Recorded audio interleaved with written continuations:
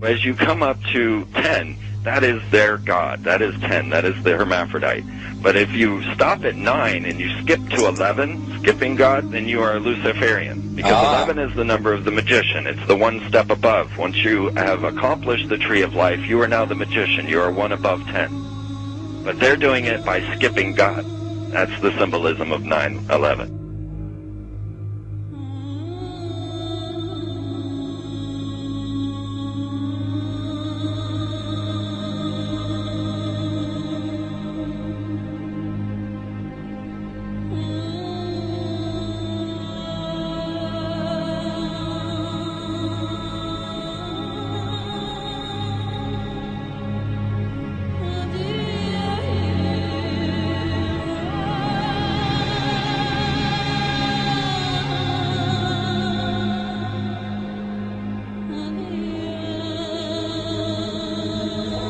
It is a big idea, a new world order. We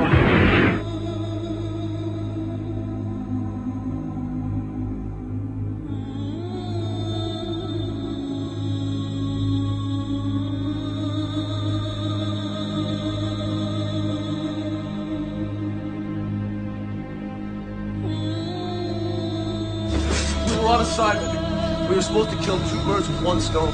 In Fight Club, Project Mayhem destroys a giant bronze spherical sculpture. This seems an obvious reference to the sphere at the World Trade Center complex. Trust me.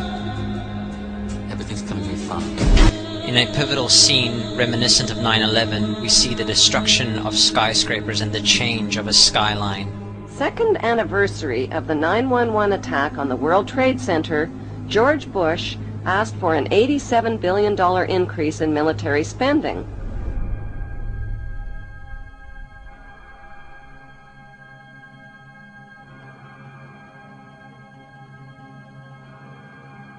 In 1904, Crowley would receive the Book of the Law soon after meditating in the King's Chamber of the Great Pyramid.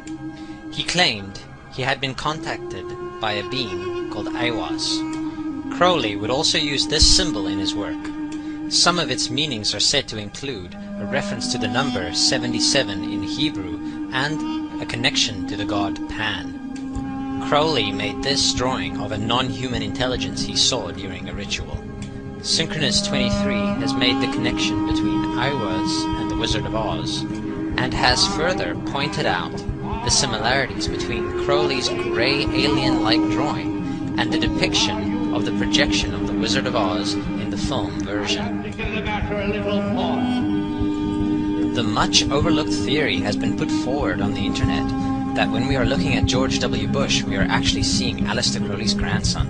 I have suggested that this video footage of George W. Bush reading The Pet Goat, coinciding with the start of the 9/11 mega ritual, is in fact a dedication of the 9/11 mega ritual to the great god Pan by Aleister Crowley's grandson.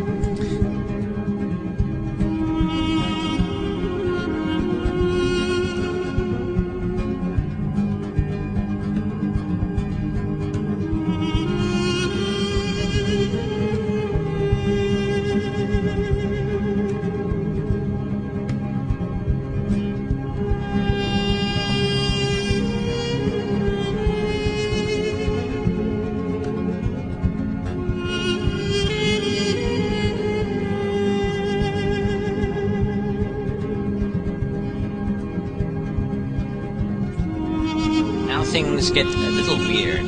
This is the 1978 version of The Wizard of Oz, The Wiz. Again we see the Emerald City connected to New York.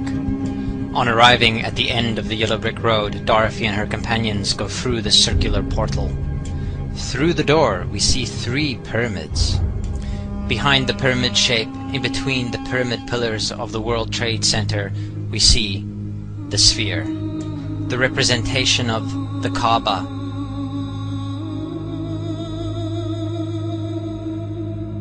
The inhabitants of Oz dance around the sphere in ritualistic fashion. Fashioned in giant letters over the dome of the sphere, we see the word Oz. Oz, symbols of Pan and Aiwass, seen smack at the heart where the new Aeon was ushered in, and where the Stargate was opened.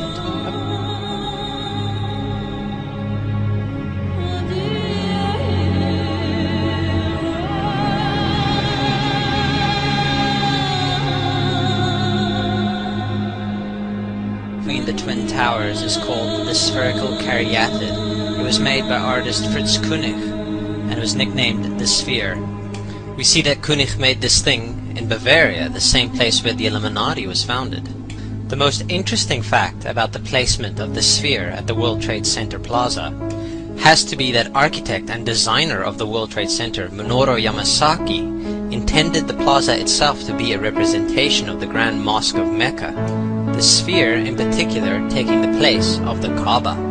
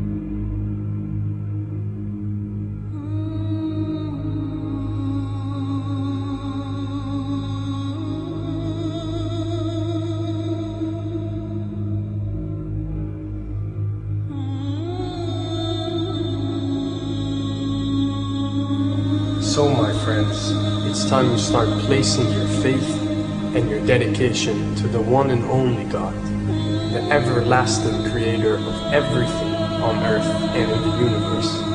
He is greater than anything our minds can comprehend. Do you know how many times Muslims are required to circle the Kaaba when they visit it?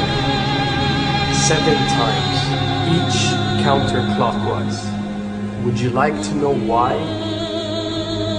You see, what binds us as humans to this life and to this dimension and to this earth is the limits of time and space.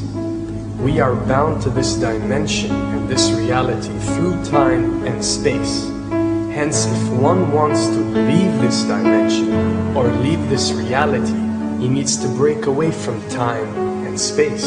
So when you visit the Kaaba and you rotate counterclockwise, what is this practice actually doing? It is literally helping you elevate your soul and elevating yourself to break away from time and space so you can touch something so unique and so beautiful and so powerful that it changes your life forever. And if you don't believe me, ask anyone who has visited the Kaaba how he or she felt or how their lives have changed ever since.